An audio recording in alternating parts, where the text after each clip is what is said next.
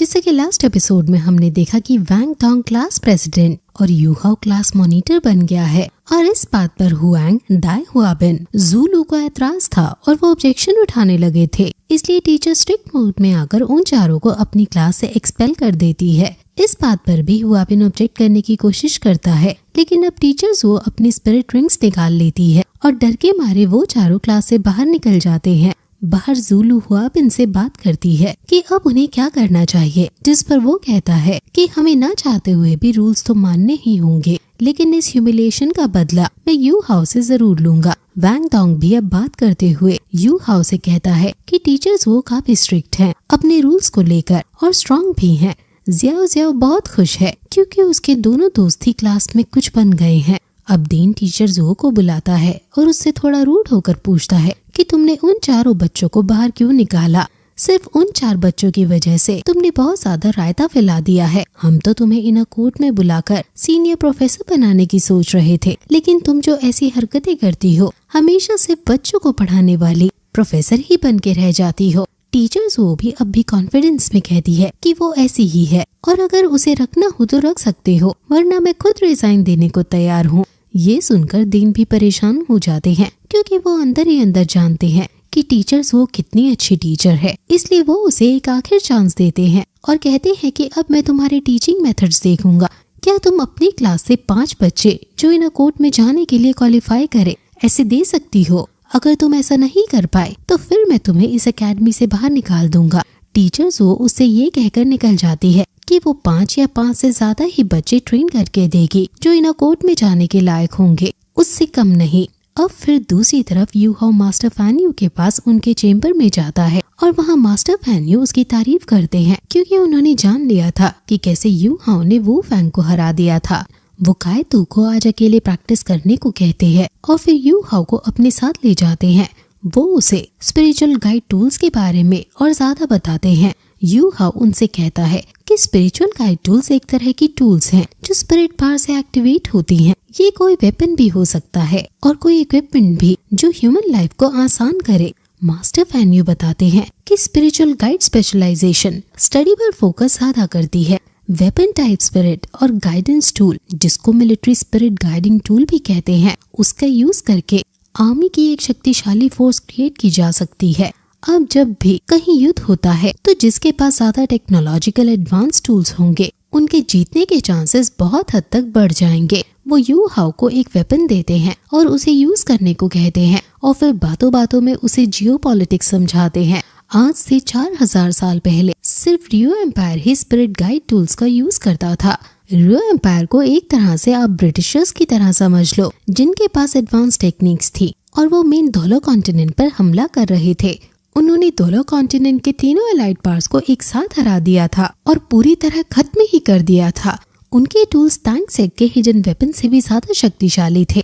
पहले जो तांग सेक्ट अपनी प्रॉस्पेरिटी को बनाए रखता था वो अब कमजोर हो गया और कंगाली की कगार पर आ गया। लेकिन लास्ट में श्रेक एकेडमी के पावरफुल एल्डर्स की वजह से हमने फिर से जब युद्ध किया तो हमने रियो एम्पायर को हरा दिया और बदले में रियो एम्पायर ने हमसे उनके स्पिरिट गाइडिंग टूल्स की टेक्नोलॉजी को शेयर किया। श्रेक एकेडमी ने स्पिरिचुअल गाइडेंस डेवलपमेंट का पूरा डिपार्टमेंट क्रिएट कर दिया और उन्होंने इन 4000 सालों में बहुत तरक्की की और वो तरक्की आज तुम यहाँ देख ही पा रहे हो। हालांकि अभी भी हमारी टेक्नोलॉजी रियो एम्पायर से काफी कमजोर है। स्पिरिट गाइडिंग टूल्स में अगर कुछ रेयर मटेरियल्स को मिलाया जाए तो उनकी स्ट्रेंथ बहुत ज्यादा बढ़ जाती है और उसका यूज करके फिर high level spirit guide master को भी घायल किया जा सकता है।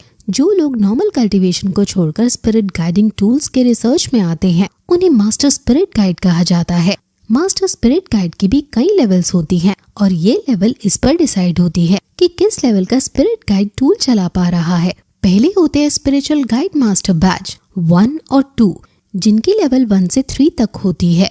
फिर होते हैं 4, 5 बैच के लोग, जिनकी लेवल 4 से 6 होती है। फिर 7, 8 बैच वाले मास्टर होते हैं, जिनकी लेवल 7 to 9 होती है और फिर हाईएस्ट लेवल वाले 10 पर होते हैं। मास्टर फैन्यू लेवल 8 पर हैं। अब वो फिर उसे एक असली स्पिरिट गाइडिंग वेपन चलाकर दिखाते हैं और वो टूल एक गन की तरह असेंबल होता है और फिर उनकी स्पिरिचुअल पावर को यूज करके फायर करता है। इसका नाम आर्म कैनन है और इसका यूज करने के लिए 2 स्पिरिट रिंग्स का यूज होता है। वो जब इसका यूज करते हैं तो यू हाउ को टैंक सेट के हिडन वेपन्स की याद आ जाती है, क्योंकि वो भी इससे सिमिलर ही हैं।